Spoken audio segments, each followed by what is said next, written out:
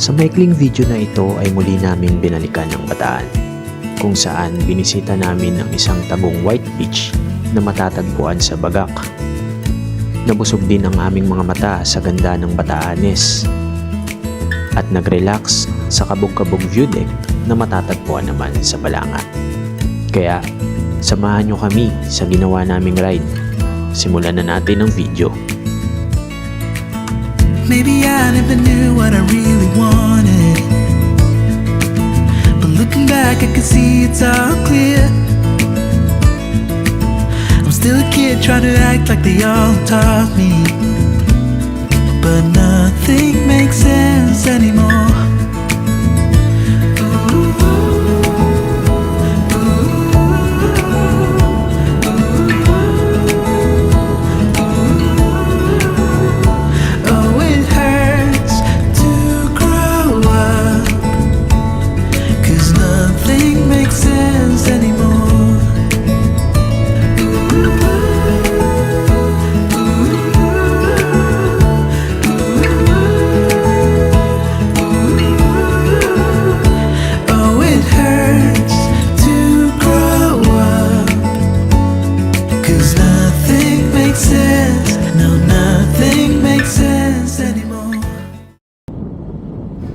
Sa mga oras na ito ay tinatahak namin ang kahabaan ng Governor Joaquin Linao National Road, bahagi ng Bagak, Bataan, kung saan namangha kami sa ganda ng kalsadahan at ng kapaligiran.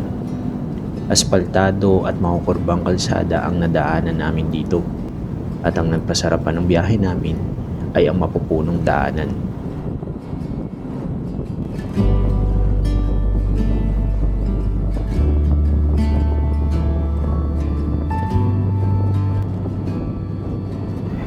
Nadaanan namin ang Japan-Philippine Friendship Tower. Ang Japan-Philippine Friendship Tower ay itinayo sa Bagak, Bataan noong 1975 ng Risho Koseikai Group upang isimbolo na hindi na muling makikipagdigma ang mga Hapon. Kung aalalahanin natin ang kasaysayan, ang Bataan ay naging saksi sa madugong digmaan noong World War II.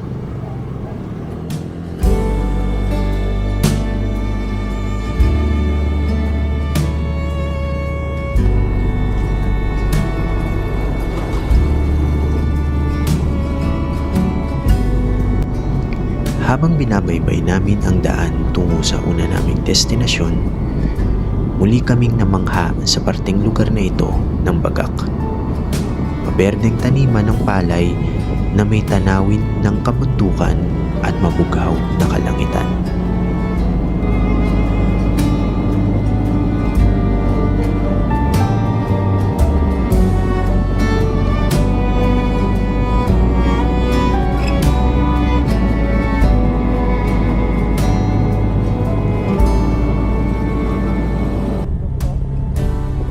Dito ay natatanaw na namin ang dagat. Mapalad kami dahil nakisama ang panahon sa ride na ito. At sa bahaging lugar na ito ay nagmamasid na rin kami para sa direksyon. Tanging sa mapa pa lang kami umaasa.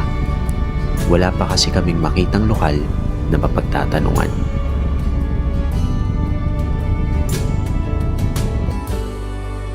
At nakarating na nga kami sa isang barangay, ang Barangay Paisawan.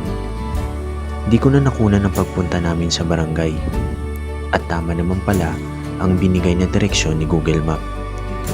Kung pupunta kayo dito, i-type nyo lang sa Google Map ang Paisawan Covered Court na matatagpuan sa Bagak, Bataan. At doon ay may mapagtatanungan na kayo.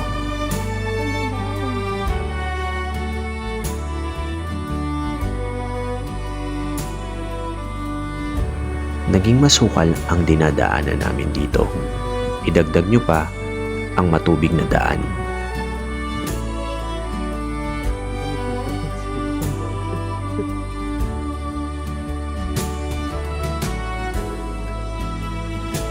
Akala namin tapos na ang dadaanan naming matubig, pero meron pa pala.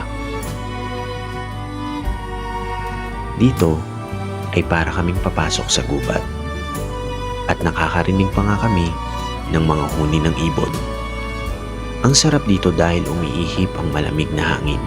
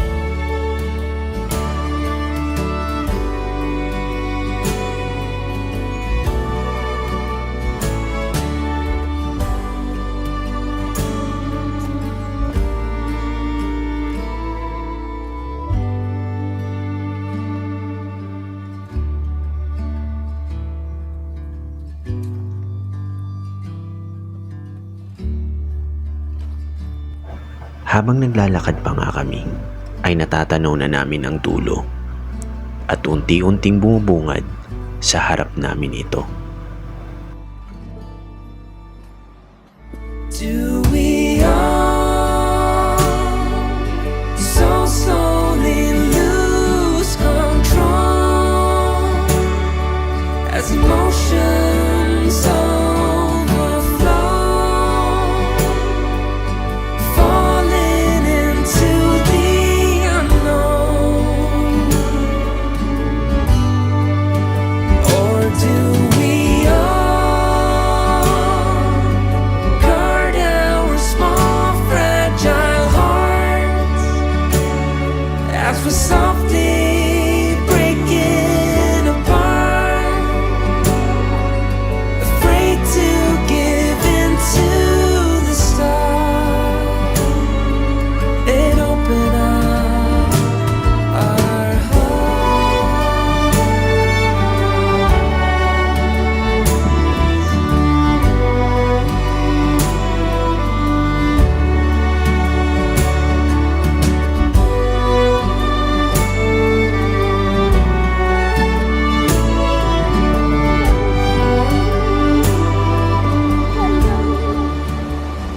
Nandito kami ngayon sa Paisawan Beach. This is our first time. First time namin dito. Sinalikan namin tong Bataan kasi gusto naming puntahan yung mga hindi namin napuntahan. Dati kasi nag-Bataan Loop lang kami. Kumbaga ito nakita lang namin sa daan pero hindi naman namin hinintuan.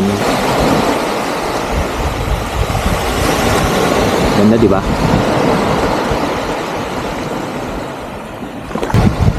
Bali pupuntahan din namin yung Batanes dito sa Bagak, tapos babalik kami ng Pilar. Pilar ba yun? Hindi ko alam, hindi ko sure kung sa Pilar yung Kabug-Kabug Yudek eh. Basta Kabug-Kabug Yudek. Yun yung huli namin pupuntahan.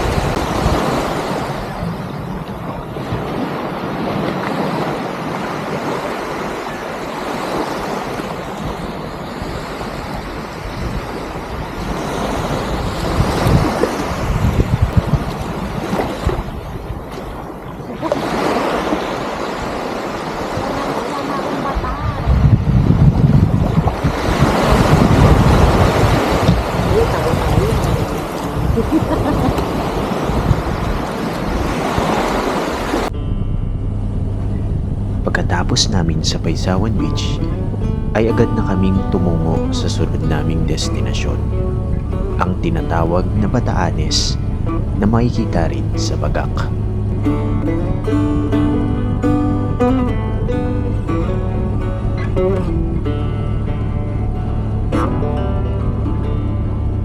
I've heard a story, I've heard it said, I've come to believe that love is a bet.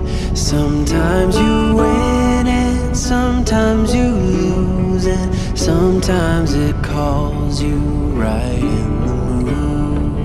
Come to my table, come to my bed, go easy my hunger, easy my head, bringing me fire, bringing me water, taking me high, taking me down.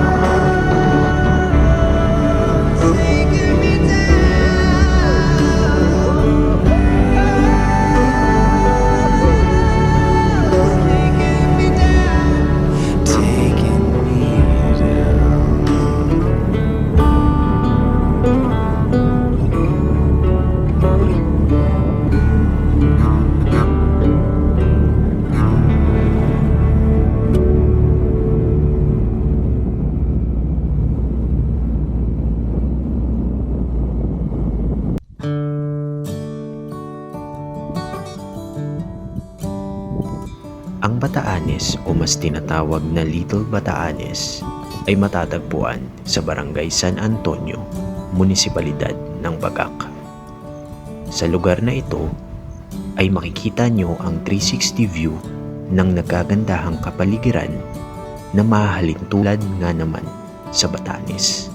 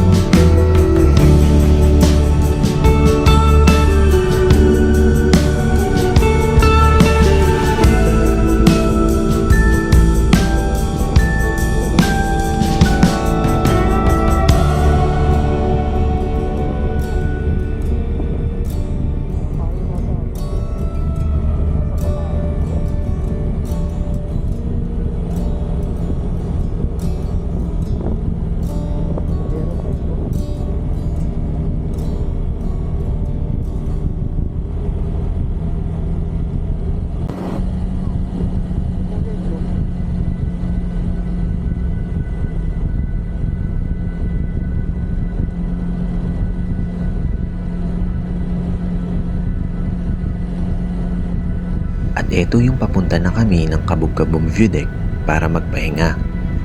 Bago kayo makarating sa mismong view deck, ay may babayaran kayo na 20 pesos entrance fee kada tao.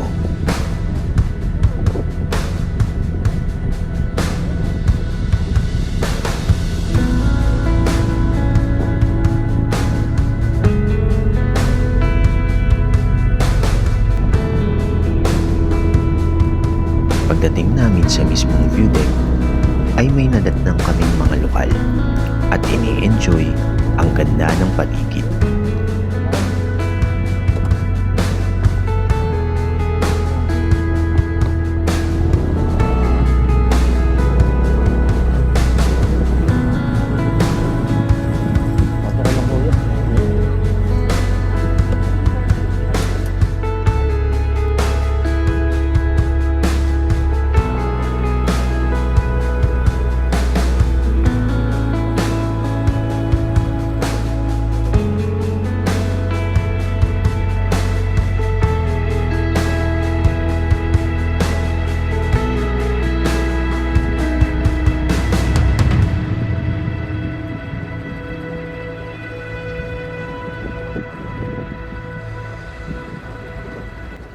Matapos naming magpahinga ng mga ilang oras sa view deck, ay nagdesisyon kaming lumipat bago kami umuwi.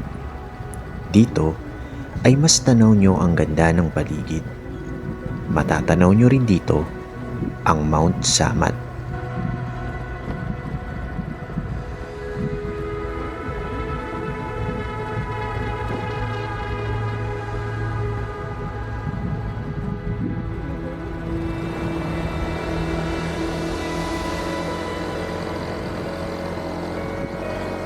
Dito na nagtatapos ang pagbisita namin sa Bataan. Iilan pa lamang ito sa ganda na mabibigay sa inyo ng lugar na ito. Subukan niyong bisitahin at siguradong magugustuhan niyo rin dito. Muli, ako si Niel, kasama si Celine. Magkita-kita ulit tayo sa mga susunod naming paglalakbay.